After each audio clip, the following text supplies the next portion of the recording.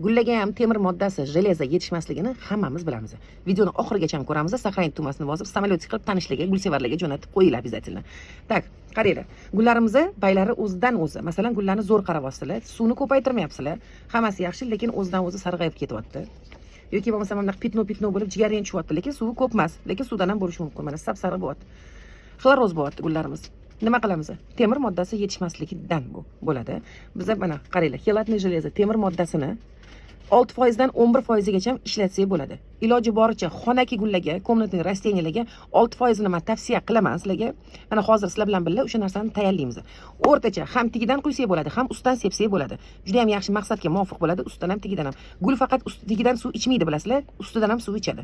Ana o'shanga o'rta me'yorini kamayib ham ko'payib ketmasligi uchun o'rta me'yorini olamiz. 1 litrga 2 gram solamiz.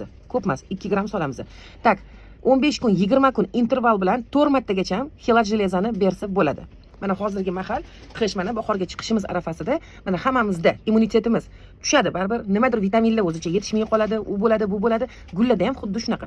Baylarda mana sariq pitnolar bo'ladi, qanaqadir sera bo'ri bir narsalar bo'lib ketadi, sap-sariq bo'ladi, yangi chiqayotganda ham sariq bo'ladi. Temir moddasi yetishmasligidan bo'ladi. No, suvlarni qarab turinglar o'shanda ham.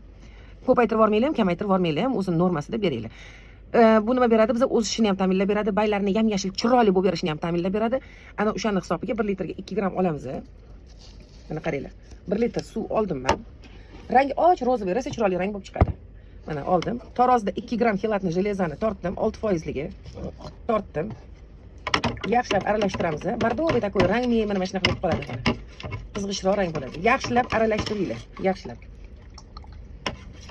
Ilojisi bo'lsa, sushi cho'pdan nimadadir aralashtirib tashlaylar. Baribir nima deydi? Metalli kirishimligi anaqasi nima qiladi? Aralashtirganingizdan keyin mana 15-20 minut tursin. Любой dorini shunaqa deb aytaman. 15-20 minut, yarim soat tursin, kelib aralashtirib ketinglar, chunki baribir bizga ko'zimizga ko'rinmaydigan zarralari bo'ladi. Ana o'shalar yaxshilab erib ketish uchun. Gullarimizni ustidan ham, tigidan ham beramiz. Tigidan qo'yamiz. Ildiz namroq bo'lishi kerak, ustidan sepamiz. Faqat gullariga, mevalariga tegib ketmasin, вообще tegib ketmasin. Bu narsani hamma gullarga qilsa bo'ladi. Faqat me'yorida qilamiz. Hammasini 15 kun, 20 kun interval bilan qilib chiqinglar. Esingizda tursin. Qayta gapiryapman. 4 martagacha ham qilsak bo'ladi. Inshaalloh 3-4 kunda o'sha foydasini to'g'ri qiladigan bo'lsak, sezamiz. Mana buni rangi mana bunaqa rang bo'ladi. Buni olib, sekin gullarga aylantirib quyib chiqamiz va ustidan sepib olamiz. Sog' bo'linglar, salomat bo'linglar. Kommentariyada fikr mulohazamizni bildirib, qizil tugmachani bosib qo'yamiz. Sog' bo'lamiz.